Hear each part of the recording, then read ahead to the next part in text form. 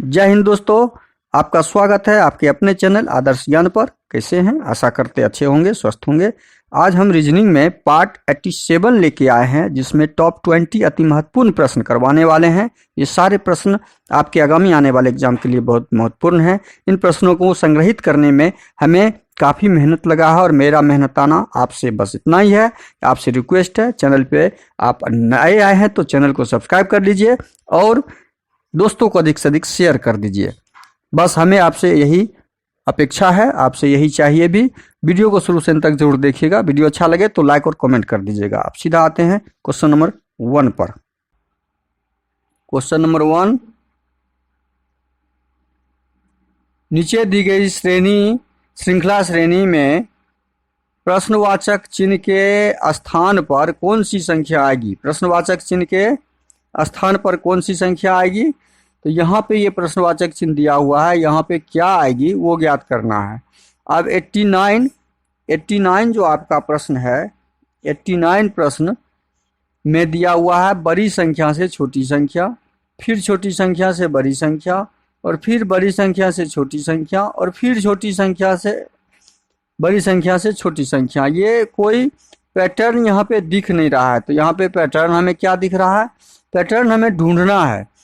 यहाँ पे पैटर्न ढूंढना है कि आखिर इसमें पैटर्न लगा हुआ कौन सा है। तो पैटर्न हम जब ढूंढेंगे तो देखते हैं कि 8 और 9, 89 में 8 और 9 में से यदि 9 घटे 1 कर दें हम, यदि 9 घटे 8 कर दें तो 1, या 8 को 9 से घटा लें, 8 को 9 से घटा लें तो -1, 3 को 4 से घटा लें तो -1। हम पैटर्न ढूंढ लिए। देखिए 6 से 7 घटाए तो -1, 4 से 5 घटाए तो -1, 2 से 3 घटाए तो -1 का पैटर्न हमें यहाँ पे दिख रहा है। तो -1 का जब पैटर्न दिख रहा है तो ऑप्शन में जो -1 वाला पैटर्न होगा वही हमारा आंसर होगा, वही हमारा आंसर होगा।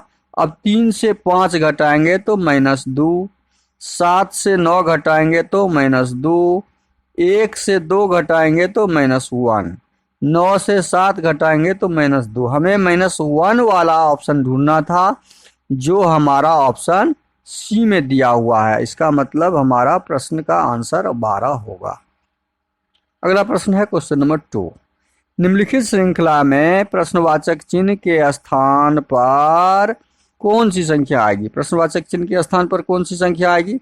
अब देखिए 1 2 3 4, 1 2 3 4 को मतलब 1234 को 484 के बीच संबंध स्थापित करते हुए 1729 का संबंध हमें प्रश्नवाचक चिन्ह पे क्या होगा ज्ञात करना है।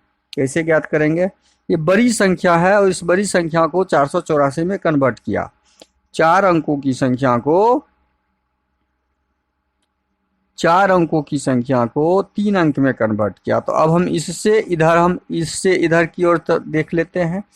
484 क्या है? ये एक स्क्वायर घन संख्या है या स्क्वायर है, या एक स्क्वायर है। 22 का जब स्क्वायर हम करते हैं तो 484 प्राप्त होता है। 22 का स्क्वायर करते हैं तो 484 प्राप्त होता है।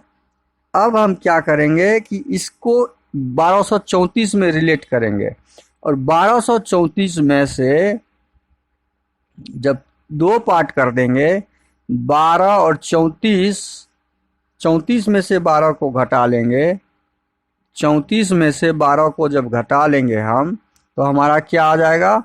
34 घटे 12 जब कर लेते हैं तो 22 आ जाता है। यहाँ पे ये 22, यहाँ पर ये 22। अब इसको सही से समझिएगा। यह 22 जो हमारा आया, यही 22 का स्क्वायर हमारा यहाँ पे 484 होता है। तो हमने क्या पाया कि 1700, हम इस पैटर्न के हिसाब से क्या करेंगे? 1729 को 2 भाग कर देंगे, 29 में से 17 घटा लेंगे, बड़ी संख्या में से छोटी संख्या, तो जो संख्या आएगी उसका वर्ग ही हमारा प्रश्नवाचक चिन्ह के स्थान पे आंसर होगा। तो 9 में से 7 गया 2, 2 में से 1 गया 1। अब इसका वर्ग संख्या ही, इसका वर्ग ही ना यहाँ पे है, इसका वर्ग ही ना हमारा यहाँ पे 484 हुआ। 22 का वर्ग ही तो 484 होता है। यही तो हमने पैटर्न ढूंढा उसमें, यही पैटर्न हम यहाँ पे ढूंढ लिए, जो 112 का वर्ग 12 का स्क्वायर 144 होता है, जो ऑप्शन बी में दिया हुआ है। ऑप्शन बी सही हो जाएगा। अगला प्रश्न आपका क्वेश्चन नंबर 3 है। कौन सा बेन आरेख निम्नलिखित वर्गों को सही निरूपित करता है? अब शब्दों के बीच संबंध हम ढूंढेंगे। संबंध को ढूंढेंगे सही से। जीव का संबंध आदमी से है, पौधे का संबंध जीव से है। अब यह जब संबंध हम ढूंढ लिए तो हमारा डायग्राम क्या बनेगा? आदमी का डायग्राम बनाएंगे, यह भी एक जीव है, और पौधा का डायग्राम बनाएंगे। पौधा और आदमी के बीच कोई संबंध स्थापित नहीं हो रहा है तो अलग अलग डायग्राम बनाएंगे। पौधे का डायग्राम हमने बना लिया। अब इस दोनों का डायग्राम किससे संबंधित है? जीव के अंदर आएगा ही। ये दोनों क्या है? जीव हैं। तो हमने जीव का डायग्राम बना लिया। यह डायग्राम ऑप्शन हमारा ऑप्शन ए में दिख रहा है, तो हमारा ऑप्शन ए सही हो जाएगा। अगला प्रश्न क्वेश्चन नंबर 4। एक कूट भाषा में फैन को FUAZNM लिखा जाता है, तो डेड को क्या लिखा जाएगा? अब फैन को क्या किया है? ये फैन को F का तो F डाल ही दिया, यहाँ से ही समझ लेते हैं। फैन को यहाँ पे क्या किया है? F का F डाल दिया, F का F डाल दिया, और F का उल्टा विपरीत शब्द होता है U अक्षर, विपरीत। ये एक विपरीत, देखिए फैन में एक क्या किया है? FAN। फैन में F का F तो रख ही दिया, और F का एक विपरीत भी रख दिया, उल्टा, उल्टा शब्द भी रखा है। F का उल्टा U होता है। उसी प्रकार A को ज्यों का त्यों रखा, और A का उल्टा भी रख दिया, एक Z। उसी प्रकार N को ज्यों का त्यों रख दिया, और N का एक उल्टा होता है M। देखिए यही कोड वहां पे पैटर्न डाला हुआ है, उस कोड में यही पैटर्न लगा हुआ है, तो हम डेड के साथ भी यही पैटर्न लगाएंगे। जब डेड के साथ यही पैटर्न लगाएंगे, DEAD, D को ज्यों का त्यों तो रखेंगे ही, और D का उल्टा होता है एक W। D का उल्टा W होता है।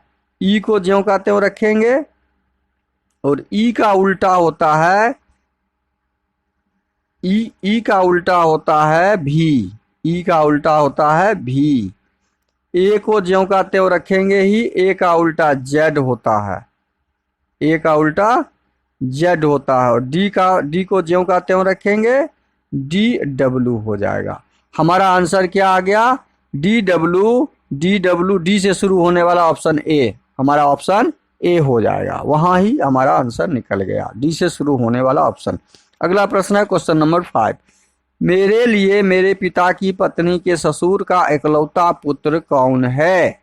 अब प्रश्न को सही से पढ़िए और समझिए। मेरे लिए, यदि मैं हूं, तो मेरे लिए मेरे पिता की पत्नी माँ हुई, पिता की पत्नी माँ हुई के ससुर, पिता की पत्नी के ससुर, पत्नी के ससुर पिता के पिता हुए, मतलब मेरे दादा हो गए, का इकलौता पुत्र कौन है? पिता मतलब दादा का इकलौता पुत्र कौन हुआ, यही तो ज्ञात करना है। दादा का इकलौता पुत्र मेरे पिता हुए, अब वही ज्ञात करना है। तो हमारा ऑप्शन क्या हो जाएगा? ऑप्शन सी सही हो जाएगा, मेरे पिता हो गए। अगला प्रश्न है क्वेश्चन नंबर 6। नीचे दिए गए विकल्प से संबंधित अक्षर को चुनना है और प्रश्नवाचक चिन्ह ज्ञात करना है। तो यहाँ पे क्या दिया हुआ है? ए से डी में हम यदि आते हैं तो ए से डी इसके बीच संबंध स्थापित करेंगे तो 3+, लेकिन जेड से डब्लू आते हैं तो -3 होता है। बी से ई आते हैं तो फिर +3 हो जाता है, और वाई से भी आते हैं तो फिर -3 हो जाता है। हमने पैटर्न ढूंढ लिया। देखिए कितना आसानी से ये सब इन प्रश्नों को सॉल्व करते हैं। बहुत आसानी से आप सॉल्व करते जाइए।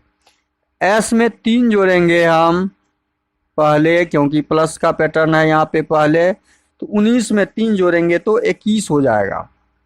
19 में 3 जोड़ेंगे तो 22 हो जाएगा भी। और भी वाला हमारा ऑप्शन ए बी सी नहीं है, डी ही है। बस हम इसके आगे नहीं जाएंगे एग्जाम में इसके आगे नहीं जाएंगे, लेकिन यहाँ पूर्ण जानकारी हम दे रहे हैं। 8 में 3 घटाएंगे, 8 में से 3 घटेगा तो 5 हो जाएगा, ई हो जाएगा। 9 आय होता है 9 नंबर, 9 में से 3 जोड़ देंगे, 9 3 12, 12 होता है एल। और फिर आर 18 होता है, तो 18 में 3 घटा देंगे, 18 में 3 घटा देंगे तो 15। हमारा आंसर डी निकल गया। अगला प्रश्न है क्वेश्चन नंबर 7। यदि मार्च बराबर 50, जून बराबर 32, तो अगस्त बराबर क्या होगा? मार्च बराबर 50 है, क्यों? क्योंकि मार्च जो होता है ये 13 नंबर, ये 1 नंबर, ये 18 नंबर, ये 3 नंबर और ये 8 नंबर, सबका हम स्थानीय मान डाल दिए। स्थानीय मान से ये हमारा 50 आंसर नहीं आएगा, क्योंकि ये बड़ी संख्या हो जाएगी। जब इसको जोड़ेंगे या घटाएंगे तो 50 के आसपास नहीं होगा। तब हम क्या करेंगे? तब हम काउंट करेंगे अक्षरों की संख्या, 1 2 3 4 5, अक्षरों की संख्या 5। और 5 को क्या करेंगे हम? 5 को जब स्क्वायर करेंगे तो 25, और 25 को 2 से गुना कर देंगे तो 50। हमने मार्च का कोड निकाला। जून का कोड क्या यही है? तो जून का कोड देख लेते हैं। जून को जब हम काउंट करेंगे तो 4, और 4 का स्क्वायर करते हैं तो 16, और 16 को 2 से गुना करते हैं तो 32। यही कोड हमारा 32 यहाँ भी आया। अब हम अगस्त का इसी प्रकार ज्ञात करेंगे, जब कोड AUGUST, तो अगस्त में कितने अक्षर? 1 2 3 4 5 6, 6 का स्क्वायर 36 और दूना 72। हमारा आंसर क्या आ जाएगा? कोड 72, जो ऑप्शन सी में दिया हुआ है।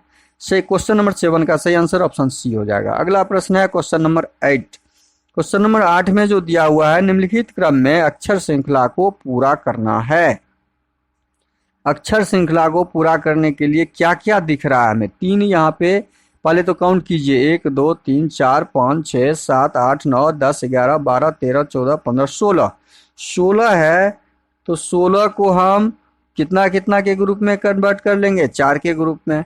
तो अब हम जब 4 के ग्रुप में कन्वर्ट करेंगे तो हम इसमें कौन कौन सा अक्षर देखिए है, @ है, परसेंटेज है और जी है।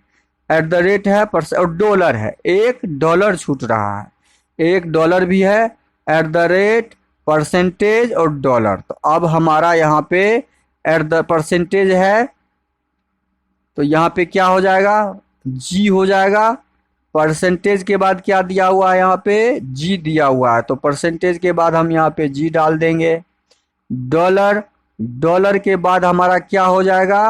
@ हो जाएगा। इसका मतलब @ 4 का जो ग्रुप हमने बनाया, यह ग्रुप बनाया, तो पहला जी, उसके बाद @ आ जाएगा, उसके बाद @ आ जाएगा। 4 का ग्रुप बन गया हमारा। परसेंटेज जी डॉलर, हमने डॉलर डाल दिया, 4 का ग्रुप, परसेंटेज जी डॉलर, 1 2 3, परसेंटेज जी डॉलर @ 4 का ग्रुप बन गया, परसेंटेज जी डॉलर। मतलब डॉलर यहाँ भी, और उसके बाद फिर परसेंटेज, फिर डॉलर, फिर डॉलर। लास्ट में डबल डॉलर यहाँ नहीं है, यहाँ नहीं है, यहाँ नहीं है, यहाँ पर है, तो हमारा डी ऑप्शन क्या हो जाएगा? सही हो जाएगा। अगला प्रश्न है क्वेश्चन नंबर 9। लुप्त संख्या ज्ञात करना है। लुप्त संख्या यहाँ पे प्रश्नवाचक चिन्ह में दिया हुआ है। अब छोटी संख्या से बड़ी संख्या की तरफ हमेशा ध्यान देना है। 3 2 5 1 6, 6 में हम क्या जोड़ेंगे? 6 दूनी 6 में यदि 6 घटाते हैं 0, जोड़ से 14 आ नहीं रहा, तो कौन सा पैटर्न लगाएंगे? पैटर्न बहुत आसान दिख रहा है। 3 का जब ये स्क्वायर कर देंगे, 2 का स्क्वायर कर देंगे, 1 का स्क्वायर, तो 3 तिया 9, 9 9 4 1 9 4 13 1 14, हमारा जोड़ आ रहा है 14। देखिए कितना आसानी से हमने ज्ञात कर लिया। इसी प्रकार 4 का स्क्वायर कर देंगे, 3 का स्क्वायर कर देंगे, 2 का स्क्वायर कर देंगे और जोड़ देंगे। तो 4 चौके 16, 3 तिये 9, 2 दूनी 4। अब जोड़ते हैं, 16 9 25, 4 29 आ गया। बस सेम पैटर्न हम इस वाले संख्या में भी लगाएंगे। 5 का स्क्वायर, 4 का स्क्वायर, 3 का स्क्वायर, 5 का स्क्वायर 25, 4 का स्क्वायर 16, 3 का स्क्वायर 9, 16 9 25, 25 दूनी 50। हमारा आंसर क्या आना चाहिए यहाँ पे? 50। प्रश्नवाचक चिन्ह के स्थान पे हमारा आंसर 50 आना चाहिए, यहाँ पे 50, जो ऑप्शन ए में दिया हुआ है इस प्रश्न का सही आंसर। अगला प्रश्न है क्वेश्चन नंबर 10। दिए गए विकल्पों में से उसे चुनिए जो अन्य 3 विकल्पों से भिन्न है।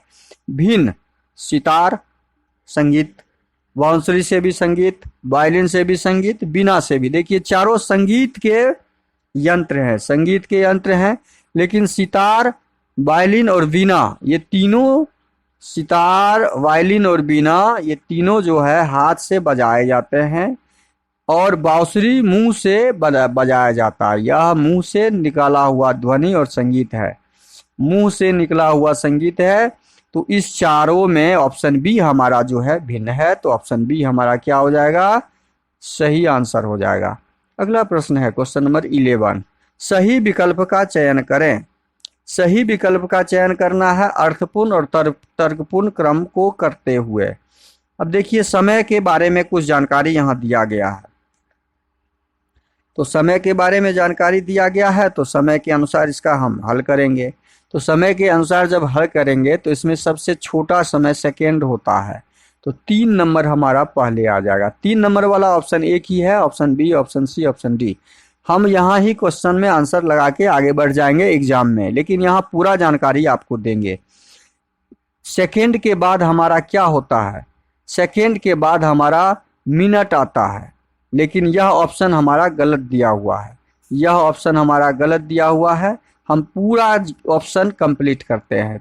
3 के बाद हमारा 5 हो जाएगा, उसके बाद घंटा होगा, घंटा समय होगा 1 हो जाएगा। घंटा के बाद क्या होता है? कई घंटे मिलके दिन बनते हैं, 4 हो जाएगा। कई दिन बन के सप्ताह हो जाते हैं, 6 हो जाएगा। और कई सप्ताह मिलके मंथ बन जाते हैं, 2 होगा। हमारा ऑप्शन ए 3 5 1 4 2 ऑप्शन ए सही हो जाएगा, जो ऑप्शन ए में टाइपिंग मिस्टेक था। अगला प्रश्न है क्वेश्चन नंबर 12। निम्नलिखित शब्दों को एक तर्कपूर्ण एवं अर्थपूर्ण क्रम में व्यवस्थित करना है। इसको भी तर्कपूर्ण और अर्थपूर्ण व्यवस्थित करना है, वो भी मेरा वही था। अब देखिए यहाँ पे कुछ जंतुओं के नाम दिए गए हैं, कुछ जंतुओं के नाम दिए गए हैं, तो जंतु के नाम को बड़ा से छोटा के रूप में हमें सजाना है। तो मक्खी सबसे छोटा होता है, तो 4 नंबर हम पहले डाल देंगे। 3 वाला ऑप्शन हमारा दोनों कंप्लीट खत्म हो गया। अब 4 वाला में से मक्खी के बाद, मक्खी से बड़ा थोड़ा सा होता है चूहा, 3 नंबर उसके बाद आ जाएगा, चूहा भी खत्म। चूहा के बाद उससे बड़ा थोड़ा सा होता है मंकी, बंदर, तो 1 नंबर उसके बाद हो जाएगा। 4 3 1 जो ऑप्शन एक में दिया हुआ है, ऑप्शन बी में दिया हुआ है, तो ऑप्शन बी हमारा सही आंसर हो जाएगा, ऑप्शन सी भी नहीं होगा। हम इसके बाद आपका शेर डालेंगे 5 नंबर, उसके बाद 2 नंबर। अगला प्रश्न है क्वेश्चन नंबर 13। निम्नलिखित प्रश्न श्रृंखला श्रेणी में प्रश्नवाचक चिन्ह को ज्ञात करना। प्रश्नवाचक चिन्ह के स्थान पे क्या आएगा उसे ज्ञात करना है। ये प्रश्न का जो सॉल्व करेंगे हम, इस प्रश्न के सॉल्व को हम क्या, WX मतलब W के बाद ठीक वाला एक वाला शब्द +1, EF +1, LM +1, PQ +1, तो +1 वाला यहाँ पे जो अक्षर होगा वही हम डालेंगे। TU ये नहीं है, HK ये नहीं है, OP, O के बाद P होता है, ये हमारा +1 वाला है, तो हमारा ऑप्शन सी सही हो जाएगा। कौन सा ऑप्शन सही हो जाएगा? Option C. अगला प्रश्न है क्वेश्चन नंबर 14। M का अर्थ भाग है। M का अर्थ क्या दिया हुआ है? भाग, तो M को कट कर देंगे, M के जगह पे भाग डालेंगे। R का अर्थ जोड़ दिया हुआ है, R को कट करेंगे और वहां पे जोड़ का निशान डालेंगे। टी का अर्थ घटाव दिया हुआ है, टी को कट करेंगे घटाव का निशान। के का अर्थ गुना दिया हुआ है, के को कट करेंगे गुना का निशान। हमने सारे गणितीय चिन्ह को लगा दिया। अब हम इसे सॉल्व करेंगे। 20 जोड़ 16 गुना 5 भागा 10, 5 भागा 10 बराबर घटे 5 भागा m का अर्थ भाग भागा 10 घटे 8। 20 जोड़ 16 गुना 5 गुना 1 बट्टा 10 घटे 8। 5 दूनी 10, 2 चौके 8। अब हम क्या करेंगे, 20 4 24, 24 में 8 घटा लेंगे। 24 में जब 8 घटेगा तो हमारा कितना हो जाएगा, तो 8 14 में से 8 गया 6 और 1 16। कितना आंसर आ रहा है, 16 आंसर आ रहा है। तो हमारा टाइपिंग मिस्टेक है यहाँ पे, option D. Option D 16, option 16 हो जाएगा टाइपिंग मिस्टेक। ऑप्शन डी हमारा सही हो जाएगा। अगला प्रश्न है क्वेश्चन नंबर 15। दिए गए कथनों में से कौन सा निष्कर्ष कथनों का सही तार्किक रूप से अनुसरण करता है। तो यह कौन सा सही तार्किक रूप से अनुसरण करता है, उस कथन को पढ़ते हैं। कथन में दिया हुआ है सभी तेंदुए शेर हैं। तो जितने भी तेंदुए हैं, तो पहले हम तेंदुआ का डायग्राम बनाएंगे, तेंदुआ। और जितने तेंदुए हैं वो सारे क्या हैं, तेंदुए शेर हैं। शेर का हमने डायग्राम बना लिया। दूसरा से स्टेटमेंट है कुछ बाघ तेंदुए हैं। कुछ बाघ यहाँ पे दिया हुआ है, कुछ बाघ तेंदुए हैं। तेंदुए का कुछ एरिया बाघ के अंदर आ जाएगा। तेंदुए का कुछ एरिया बाघ के अंदर आ जाएगा। तो ये बाघ का हमने डायग्राम बना दिया। ठीक है, अब ये डायग्राम को का निष्कर्ष क्या है, निष्कर्ष पढ़ेंगे, निष्कर्ष में आंसर ढूंढेंगे। कुछ बाघ शेर हैं। बाघ जो है, बाघ का कुछ भाग शेर में है। हाँ है, ये कुछ भाग जो है यहाँ पे दिखा रहा है, ये एरिया शेर वाला एरिया और बाघ वाला दोनों कॉमन है, तो कुछ भाग तो है ही। तो ये स्टेटमेंट हमारा सही हो जाएगा, निष्कर्ष सही हो जाएगा। ये निष्कर्ष हमारा सही हो जाएगा। अब सेकेंड निष्कर्ष पढ़ते हैं। दूसरा निष्कर्ष क्या है, कोई शेर बाघ नहीं है। शेर है, कोई भी शेर बाघ नहीं है। क्यों नहीं है, बाघ शेर तो दोनों का डायग्राम आपस में घुसा हुआ है। कुछ शेर बाघ भी है और कुछ बाघ शेर भी है। तो हमारा स्टेटमेंट सेकेंड गलत स्टेटमेंट निष्कर्ष दिया हुआ है, यह निष्कर्ष गलत है। तो हमारा ऑप्शन में आंसर क्या हो जाएगा, केवल एक निष्कर्ष अनुसरण करता है। तो ऑप्शन ए में दिया हुआ है, तो ऑप्शन ए सही हो जाएगा। अगला प्रश्न है क्वेश्चन नंबर 16। दी गई आकृति में कौन सी संख्या बड़े पंजे वाले जंगली जानवरों को दर्शाता है। बड़े पंजे, देखिए बड़े पंजे वाले, और ये है बिना पूंछ वाले, और ये है जंगली जानवर। हमें ढूंढना है बड़े पंजे वाले जंगली जानवर। तो इसको हम नहीं देखेंगे, बड़े पंजे वाले जंगली जानवर को ढूंढना है। तो बड़े पंजे वाले यहाँ पर है, जो इसमें लगा हुआ है, और जंगली जानवर यहाँ पर दिख रहा है। दोनों कॉमन वाला हमें ढूंढना है। तो 9 2 11, कुल कितने जानवर हो जाएंगे, 11 जानवर, या 2 9 या 9 2 हो जाएगा। तो ऑप्शन में 2 9 दिया हुआ है, तो ऑप्शन बी हमारा सही आंसर हो जाएगा। अगला प्रश्न है क्वेश्चन नंबर 17। 55 विद्यार्थियों की कक्षा में, देखिए कितना आसान है प्रश्न। जब इस तरह के प्रश्न हो तो कुल विद्यार्थियों की संख्या बराबर होता है बाएं से या दाएं से जोड़, बाएं से या दाएं से घटे 1। अब 55 यहाँ पे दिया हुआ है और हमें निकालना है दाएं से। तो हम दाएं को छोड़ देंगे, बाएं को ले आएंगे इधर। बाएं का कितना भाग दिया हुआ है, 28, और जोड़ दायां दिया हुआ है। बहुत आसान है ये प्रश्न, और इसमें से एक प्रश्न आपके एग्जाम में आते ही हैं। तो हमारा ये इधर आ जाएगा, प्लस में है तो माइनस में, ये माइनस में है तो प्लस में।